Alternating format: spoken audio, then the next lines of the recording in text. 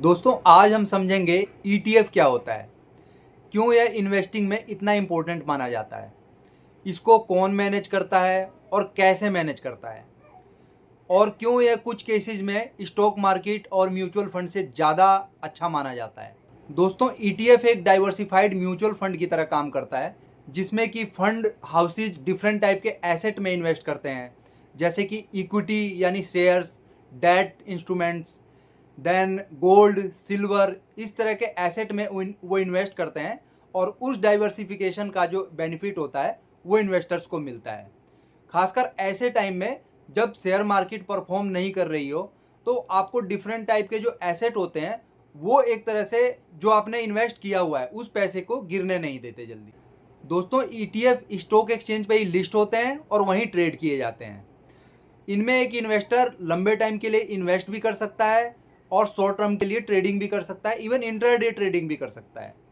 एक इसमें INAV होता है, जिसमें कि हर 10 सेकंड के बाद प्राइस चेंज होते हैं, जैसे कि शेयर्स में होते हैं, स्टॉक्स में होते हैं, ऐसे ही इसमें प्राइस चेंज होते रहते हैं और एक इन्वेस्टर या ट्रेडर उस प्राइस के अकॉर्डिंग लिमिट ऑर्डर लगा के उसको परचेज कर सकता है। इसमें बेस्ट फ्रेंड्स जो होता है वो लिमिट ऑर्डर ही लगाना चाहिए, क्योंकि जो प्राइस का डिफरेंस होता है वो थोड़ा ज़्यादा होता है। इस वजह से लिमिट ऑर्डर में क्या होता है कि अगर आप किसी पर्टिकुलर ईटीएफ को खरीद रहे हैं तो वो आपको जो रिक्वायर्ड आपने प्राइस डाला है उसी प्राइस पे आपको मिल जाएगा। ऐसा नहीं है कि क्योंकि इसमें डिफरेंस ज़्यादा होता है कई बार, तो आपको जो है इसमें लिमिट ऑर्डर ही लगाना चाहिए। ईटीएफ अलग अलग इंडाइसिस को ट्रैक करके बनते हैं, जैसे Nifty 50, Nifty next 50, Nifty 200, Nifty small. तो ये अलग अलग टाइप के जो ईटीएफ होते हैं वो इंडाइसिस को ट्रैक करके बनते हैं और इनका प्रोपोर्शन सेम होता है। जैसे कि मान लीजिए निफ्टी 50 में 50 शेयर्स हैं और वो जिस प्रोपोर्शन में हैं, जैसे कि अगर SBI का उसमें 4% है तो ईटीएफ भी अपने कैपिटल का 4% ही उसमें इन्वेस्ट करेगा। तो इस तरह से ये बिल्कुल रेप्लिकेट करते हैं, उसकी नकल करते हैं और एक ईटीएफ को इंडाइसिस के अकॉर्डिंग बिल्कुल सेम टू सेम बनाया जाता है। अगर गोल्ड ईटीएफ है तो आपको एक तरह से इलेक्ट्रॉनिक फॉर्म में गोल्ड मिलता है और जो मार्केट में गोल्ड का प्राइस चल रहा है वो सेम वैल्यू पे आपको वो ईटीएफ मिल जाएगा, गोल्ड ईटीएफ। दोस्तों ईटीएफ एक पैसिव फंड होता है, क्योंकि इसमें एक्टिव फंड मैनेजमेंट की ज़रूरत नहीं पड़ती है जैसे कि म्यूचुअल फंड में होती है। इसमें क्या होता है कि इंडाइसिस जो होते हैं उसको रेप्लिकेट किया जाता है, नकल किया जाता है, और जैसे निफ्टी 50 में जिस जिस प्रोपोर्शन में शेयर्स हैं उसी प्रोपोर्शन में इसमें भी इन्वेस्ट कर दिया जाता है। तो इसमें एक्टिव मैनेजमेंट की ज़रूरत नहीं पड़ती है। दूसरी चीज़ क्या है, इसमें एक ही ईटीएफ में आपको मैक्सिमम डाइवर्सिफिकेशन मिल जाता है। आप उसी में गोल्ड का डाइवर्सिफिकेशन ले सकते हैं, सिल्वर का ले सकते हैं, इक्विटी डेट दोनों का ले सकते हैं।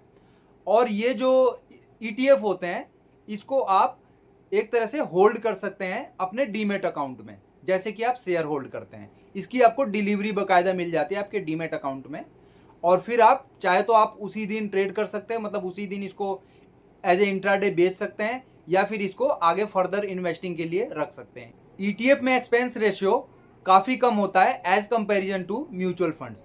म्यूचुअल फंड में जहाँ एक्सपेंस रेशियो 1.5 से 2.5 के अराउंड हो सकता है, वहीं ईटीएफ में जो एक्सपेंस रेशियो होता है वो 0.1 तक होता है, क्योंकि इसमें एक्टिव फंड मैनेजमेंट की ज़रूरत नहीं पड़ती है।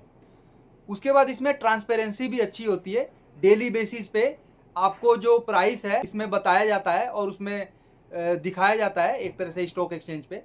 तो इसमें ट्रांसपेरेंसी काफ़ी होती है, अच्छी होती है इसमें। दोस्तों ईटीएफ के थ्रू आप इंटरनेशनल इंडाइसिस में भी इन्वेस्ट कर सकते हैं, जैसे यूएस, जापान, चाइना, इनकी स्टॉक मार्केट जो होती है उसका एक्सपोजर आप ले सकते हैं एज ए इन्वेस्टर, जो कि नॉर्मल रिटेल इन्वेस्टर्स के लिए इतना ईजी नहीं होता है। अब ईटीएफ में आपको इन्वेस्ट करने के लिए क्या क्या ज़रूरी चीज़ें हैं, तो सबसे पहले आपका एक बैंक अकाउंट होना चाहिए। उसके बाद एक ट्रेडिंग अकाउंट होना चाहिए किसी ब्रोकर के साथ, जैसे कि Zerodha, up stocks, SBI cap securities, ऐसे के साथ। उसके बाद आपका CDSL या इनमें एक डीमेट अकाउंट होना चाहिए, जो कि ये 3 अकाउंट है वो आपको ईटीएफ में इन्वेस्टिंग में हेल्प करते हैं। सो फ्रेंड्स, ये ईटीएफ का ओवरव्यू है। आगे हम इसको और डिटेल में कैसे हम समझ सकते हैं वो धीरे धीरे हम आपको स्टेप बाय स्टेप समझाते जाएंगे। तो थैंक यू गाइज, अगर आपको ये कंटेंट पसंद आया हो तो प्लीज़ इस वीडियो को लाइक कीजिए, चैनल को सब्सक्राइब कीजिए और ऑल पे क्लिक कर दीजिए ताकि आपको आगे की नोटिफिकेशन मिलती रहे।